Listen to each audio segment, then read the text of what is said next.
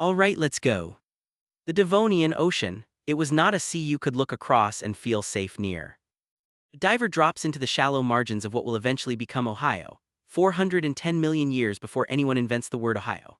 The water is warm, greenish, lit from above by a sun that burns slightly hotter than the one you know, and the diver, if such a person existed, would spend approximately 40 seconds orienting themselves before every available sensory input told them to leave, not because of what they could see, because of what they could feel moving the water around them.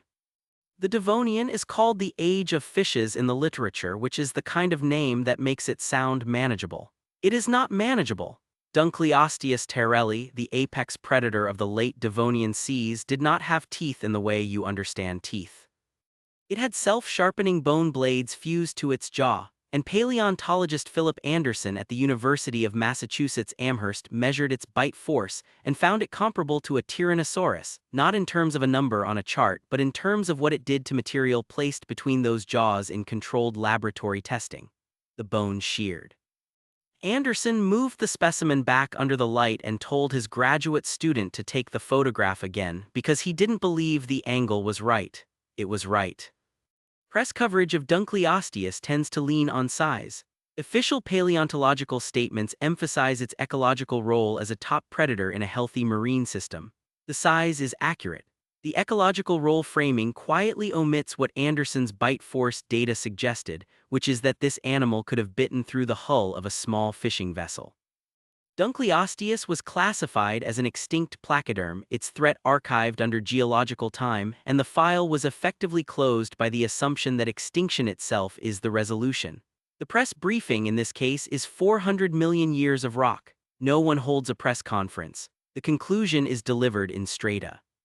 But the bite force data sits in the published record, and what it does not account for is this. Dunkleosteus was a schooling predator in some formations, found in groups. A single specimen produces a bite that shears bone. You are standing in water warm enough to swim in and you cannot see the surface from where you are, and there is more than one. The Devonian atmosphere, the air was there, it just wasn't entirely yours. A researcher at a university in Edinburgh studying late Devonian charcoal deposits embedded in shale lifts a fragment under a lens and notes the combustion pattern. Charcoal only forms when something burns. In the late Devonian, something burned frequently, in cycles that the deposit record shows repeating across multiple continents simultaneously, and the oxygen levels that enabled those fires, reconstructed from isotope ratios in the rock, were fluctuating in a range that would make a modern human at sea level feel within minutes like they were somewhere between 8 and 12,000 feet of elevation. Not visibly, not dramatically, just a slow narrowing of the available. Dr. Ian Glasspool, affiliated with the Field Museum in Chicago, has worked extensively on Devonian fire ecology. He handles the charcoal samples with standard lab gloves, but there is a particular stillness that comes over him when he describes the oxygen fluctuation data to colleagues, a pause before he says the number as if verifying it privately before releasing it into the room. The number is not extreme. That is the part that unsettles him. It is not a catastrophic oxygen drop. It is a modest one sustained over long periods, and it kills you slowly enough that you might not identify what is happening. Science reporting on Devonian oxygen tends to frame the fluctuations as part of the era's ecological dynamism. Official geological statements describe a complex carbon cycle in active development. What those statements do not foreground is that the carbon cycle was in active development because forests were just beginning to exist, and the relationship between new trees, new roots, new soil, and atmospheric oxygen was not yet stable. The oxygen fluctuation record was incorporated into broader models of Devonian environmental change. The models were updated. The update was published in a journal with a readership primarily consisting of other people who already know this. And yet the official framing holds the oxygen levels as a dynamic characteristic of a transitional era. What it does not account for is the lag. A body adapting to high altitude does so over days and weeks. A body placed in Devonian air does not get weeks. It gets the first hour, and then it gets the consequences of the first hour, and there is no clinic, and the trees are not producing enough oxygen yet to offset what the ocean is consuming, and you would feel it the way you feel the first sign of altitude sickness: a headache, a slowness, a mild confusion about why you sat down. Devonian forests, they look like trees, they were not trees yet.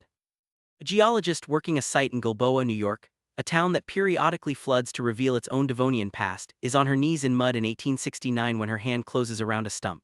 Not a root, a stump, standing where it died attached to the soil that was its soil, 385 million years preserved in the act of existing.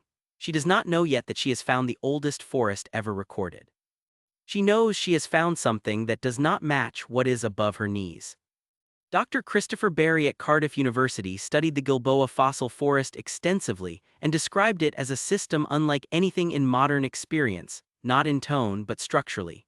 The Gilboa trees Wadieza had hollow trunks and fronds instead of leaves, and their root systems were shallow in a way that changed the chemical composition of soil. Berry, in documented presentations, has described the forest floor as producing conditions that accelerated the drawdown of carbon dioxide from the atmosphere at a rate that may have contributed to one of the Devonian's mass extinctions. He said this matter-of-factly in the cadence of someone reporting weather. Press coverage of the Gilboa site focuses on the age of the discovery and the romance of a town that floods to reveal its own prehistory. The official scientific record documents the tree's role in altering atmospheric CO2. The press version stops before the consequence. The scientific version continues into the extinction data. The Gilboa discovery was formally incorporated into models of Devonian ecology and atmospheric chemistry. The reclassification of Wadieza from plant-like organism to true tree was processed through the relevant literature and updated in educational materials over approximately a decade. But the forest's role in atmospheric destabilization is what the pleasant framing does not fully hold. These trees, by existing and spreading in deepening soil, pulled carbon dioxide out of the atmosphere faster than volcanic activity could replace it, cooling the planet in pulses that the fossil record shows as extinction events. And the forest floor of the Devonian, the place you're standing, is actively participating in an atmospheric event you cannot see, in a direction you cannot stop, and the trees around you look almost familiar, and that is the part that would take the longest to understand. Devonian spiders and scorpions, they were there before you arrived. A preparator at the Natural History Museum in London is cleaning matrix from a specimen of Pulmonoscorpius kirktonensis, a carboniferous scorpion close cousin to Devonian lineages, and she stops when the ventral surface is clear enough to measure. The specimen is 70 centimeters, that is not a misread. She measures it again. She calls her supervisor over without saying why because she wants him to see it before she provides context. Dr. Paul Selden at the University of Kansas has worked extensively on early arachnid lineages, including the giant scorpions and spider relatives that occupied Devonian and Carboniferous terrestrial environments. In interviews and lectures, Selden is careful with language, not evasive, but precise in the way someone is precise when they want to be heard accurately. He has described the predation behavior of early arachnids as highly efficient, and noted that the lack of competing terrestrial vertebrates during the early Devonian land transition meant that arachnids occupied predatory niches for which there was no contemporary upper limit. No upper limit means no ceiling on size or aggression in the available niche. Science communication on giant Devonian-era arachnids tends to emphasize their deep evolutionary heritage and their status as ancestors of modern spiders and scorpions. The implication, gently by omission, is that modern versions are the relevant frame of reference. The data suggests the relevant frame is something larger. The predation records for early arachnid lineages were incorporated into models of Devonian terrestrial ecology. The ecological role of giant arthropods on early land surfaces was documented. The documentation was filed under evolutionary context. And yet the thing the framing holds quietly to the side is competitive context. A modern scorpion operates in an ecosystem full of things that eat scorpions. A Devonian scorpion at 70 centimeters operates on a land surface where almost nothing eats scorpions, where the terrestrial vertebrate has not fully arrived yet, where you, walking through low Devonian vegetation, are the most unfamiliar thing in the environment, and the scorpion does not have a category for you, and the absence of a category is not safety. Devonian UV radiation, the sky let through more than it does now. A team of researchers reconstructing ancient ozone levels from sulfur isotopes in deep geological cores is working in a lab in Leeds, and one of them prints a graph and pins it to the board and steps back. The line representing estimated Devonian ozone coverage is lower than the line representing modern ozone coverage by a margin that the team spends 2 meetings discussing how to present, not because it is wrong. Because the presentation of it determines whether it registers as abstract data or as information that changes the terms of a thought experiment. Dr. John Parnell at the University of Aberdeen has worked on UV proxy records and early land colonization, noting in published work that one of the likely selective pressures on early land organisms was UV exposure significantly higher than what modern terrestrial life is calibrated for. In lecture recordings, Parnell describes the skin of early terrestrial animals as a key evolutionary frontier, not in metaphor but in terms of what was being selected for in real time. He says the phrase UV stress the way a dermatologist says it, which is the way that makes it mean something physical. Science reporting on early land colonization tends to focus on the achievement, the movement from water to land as a narrative of conquest and adaptation. The UV data appears in the literature as a selective pressure. The press version omits selective pressure and keeps the conquest. The UV exposure estimates were incorporated into models of early terrestrial evolution. The models were cited. The ozone record was noted as a contributing factor in the low diversity of early land organisms. The conclusion was that organisms adapted. The file was closed on the basis that they did. But the adaptation that organisms underwent took tens of millions of years, and the adaptation was not available to you on the day you arrived. You have skin calibrated for modern UV levels, which are themselves considered a public health concern on a clear afternoon in summer, and the Devonian sky above you is clearer and harder, and within hours the damage is cellular and the sensation is not pain yet, and that is the window in which you would still feel fine, which is the window you would waste. The late Devonian mass extinction, it did not happen all at once, which is worse. A stratigrapher at a research institute in Belgium is logging a section of rock near the Frasnian-Famanian boundary, the geological line that marks one of the 5 largest extinction events in the history of animal life, and she notes that the boundary is not a line, it is a zone. It took somewhere between 500,000 and 3 million years to complete, and in the rock it looks like a gradual replacement of one kind of organism with an absence, and then eventually a different kind of organism, and she marks the section and moves to the next sample. Dr. Joachim Vroom and teams at multiple institutions have documented the Kellwasser events, the 2 pulses of extinction that define the late Devonian crisis. Dr. Laurent Becker at the University of Rennes has contributed work suggesting extraterrestrial impact may have contributed to one pulse, while ocean anoxia, the slow removal of oxygen from deep water, followed by the upwelling of oxygen-poor water into shallow marine zones, accounts for much of the rest. In recorded presentations, the researchers describe finding marine organisms that appear healthy in one layer and simply absent in the next, not in catastrophic numbers but in a slow statistical fade, species by species, reef by reef. Press coverage of the Devonian extinction tends to use the word catastrophe and frame it as an event. The scientific record describes a protracted process with multiple causes, no single dramatic moment, and a reef ecosystem that did not recover for 10 to 15 million years. The event framing and the protracted process description are both accurate. And they produce entirely different intuitions about what it felt like from inside. The late Devonian extinction was formally classified as one of the Big 5 mass extinctions. Its causes were listed as multiple and ongoing. The classification was accepted. The reef recovery timeline was noted. A press briefing somewhere used the phrase ancient catastrophe and moved on. But the official accounting holds the extinction as something that happened at a geological distance, and what it does not fully render is the reef silence. Devonian reefs were the largest reef systems that had ever existed on Earth to that point, and they were built by stromatoporoids and tabulate corals, and they are gone. And the ocean that replaced them was quiet in a way that an ocean is only quiet when it has recently lost most of what was living in it. And if you were in that water during the transition, the silence would not be absence, it would feel like pressure. A specific kind of pressure that a full ocean and an empty one produce differently against the sides of a boat or a body or an open hand held still just below the surface. Devonian freshwater, it looked like somewhere you could drink.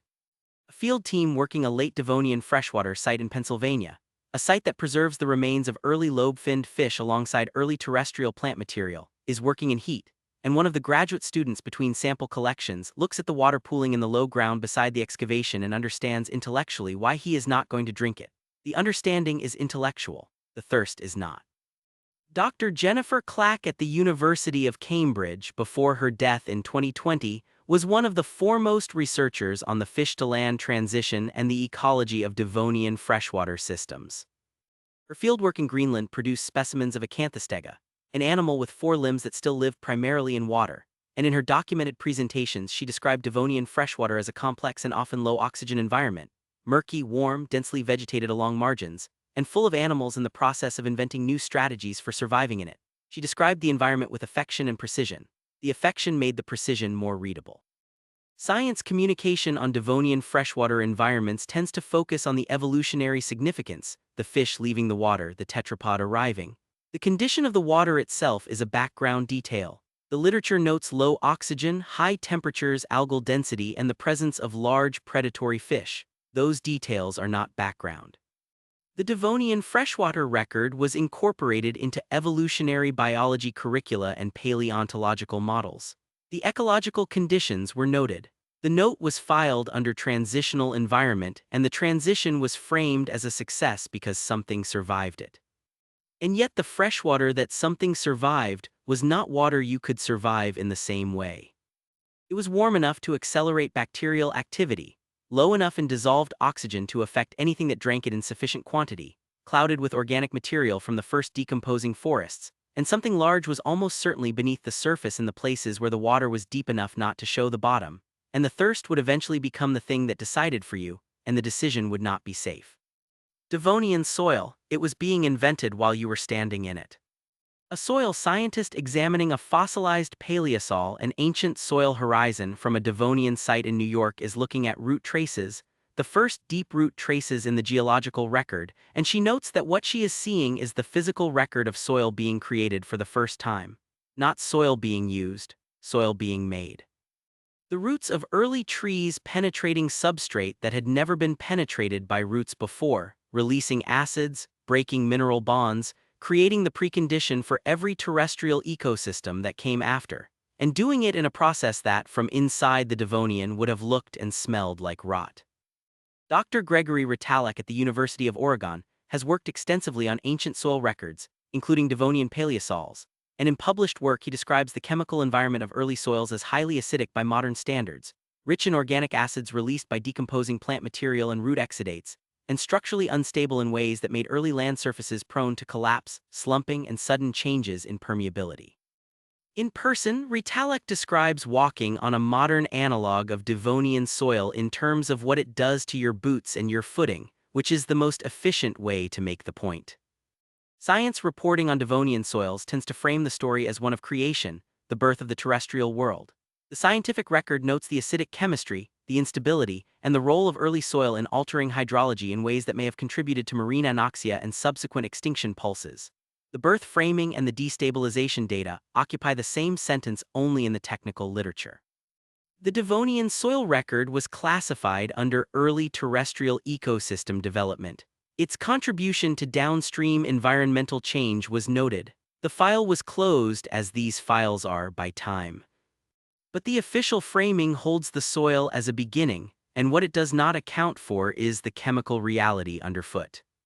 The soil you're standing on is in the process of becoming, which means it is not finished, which means its pH is not stable and its footing is not reliable, and the organic acids it is releasing are not distinguishable by smell from decomposition, because that is functionally what is happening, and the ground is soft in a way that a finished soil is not soft, and if you pressed your hand flat against it and held it there, the warmth you felt would not be warmth from the sun. The Devonian sky at night, it was not dark the way dark is now. An astronomer reconstructing ancient Earth's rotational period from tidal rhythmites, thin layers of sediment deposited by tidal cycles in ancient rock, is sitting in a lab at Harvard and doing the math, and the math says that in the Devonian the Earth rotated faster. A Devonian day was approximately 21 to 22 hours. A Devonian year contained over 400 days. The moon was closer. The tides were higher by a measurable margin, which in physical terms means, if you are standing on a Devonian coastline and you are watching what you think is low tide, you have less time before the water returns than you believe. Dr. Charles Keaton, among others in the field of ancient orbital mechanics, has contributed to the broader understanding of how Earth's rotation has slowed over geological time due to tidal friction. The numbers involved, rotational period, lunar distance, tidal amplitude, are documented, peer-reviewed, and stable in the literature. In a conference setting, the implications for a human observer in the Devonian are not generally the focus. The focus is the mechanics. The mechanics applied to the observer produce a coastline that behaves on a rhythm your body does not know. Science communication on Earth's ancient rotation tends to frame the faster spin as an interesting fact, the planet turning like something wound more tightly. The tidal consequence appears in the specialized literature. The two versions are both accurate and produce entirely different orientations toward the coast. The ancient rotation data was incorporated into models of tidal evolution and Earth system science. The implications for Devonian coastal geography were documented. The documentation was cited in subsequent work. No one issued a travel advisory. But the official framing holds the faster rotation as an astronomical detail, and what it does not account for is the timing of your mistake. You're standing on a Devonian beach reading the water, and your body knows what low tide looks like because every beach you have ever stood on has followed the same rough rhythm, and this one does not follow that rhythm, and the water is coming back sooner than you calculated. And by the time the rhythm is wrong enough to feel wrong, you are already in the wrong position, and the tide that is coming is higher than what you have prepared for, and the coast behind you is not a coast you know. The Devonian sun, it was the same star, the math was different. A graduate student in astrophysics at Caltech is running calculations on stellar evolution models in an otherwise empty lab at 11 at night. The model covers the last 450 million years of the sun's output, and the line on her screen is not flat. It slopes. The sun in the Devonian was measurably dimmer than it is today by approximately 3 to 4%, which sounds like a margin of comfort and is not, because 3 to 4% across a planetary surface interacts with an atmosphere that is already chemically different, and the result is not a slightly cooler planet. It is a planet operating at the edge of multiple feedback loops simultaneously, any one of which, tipped the wrong direction, cascades. Dr. Eric Wolf at the University of Colorado Boulder works on ancient climate modeling, and has written on the interaction between solar luminosity changes and early Earth atmospheric chemistry. In documented interviews, Wolf describes the Devonian climate as sensitive, not fragile, but sensitive, meaning the distance between a stable state and an unstable one was shorter than it is in the modern system. He says this with the precision of someone who has run the numbers and watched the model tip and reset the parameters and watched it tip again. Press coverage of ancient solar output tends to frame a dimmer sun as a paradox. The faint young sun paradox is its name in the literature, because the planet was warm despite less solar input. The official scientific framing resolves the paradox through greenhouse gas concentrations. The resolution is accurate. It also means that the warmth you feel standing in the Devonian is not solar warmth in the way you understand it. It is chemical warmth held in an atmosphere that is doing something different from what yours does, and the margin that holds it is narrower than the margin you were born inside. The solar luminosity data was incorporated into climate models. The models were validated against the geological record. The faint young sun paradox was noted as resolved, pending further data. A press release somewhere described ancient Earth as surprisingly warm. The press release was accurate. But the official resolution holds the warmth as given, a condition of the era, a background against which the interesting things happened. What it does not account for is what 3 to 4% means when you are the variable. You are not a geological record. You are a body that regulates temperature within a range of approximately 4 degrees before the regulation fails, and you are standing in an atmosphere that is holding its warmth through chemistry rather than solar input, and the chemistry is not stable, and the day is 21 hours long, and the night that follows it is colder than the temperature record suggests, because the greenhouse that held the day together does not hold as efficiently in the dark, and the drop is fast. And you feel it first in your hands. Every entry in this list describes a different system: the water, the air, the soil, the light, the time, and what they share is not danger in the way the word is usually meant, but a quality of calibration. Every one of them is calibrated for something that is not you, has never encountered you, and will not adjust. You are the only thing in the Devonian that arrived already finished, already committed to a set of tolerances, already outside the range of what the era was optimizing for, and the era will not notice. That is the part that is hardest to place inside a human frame, not that it is hostile. That it is indifferent in a way that is total, and the totality of it is the size of 400 million years of evolution pointing in a direction that did not include you. And you can feel that the way you feel a room that has been empty for a long time, where the temperature and the air and the quality of the light are all slightly wrong in ways you cannot name until you are already inside. If you want to see more videos like this, click the video on screen now and make sure to subscribe. If you want more videos like this, subscribe.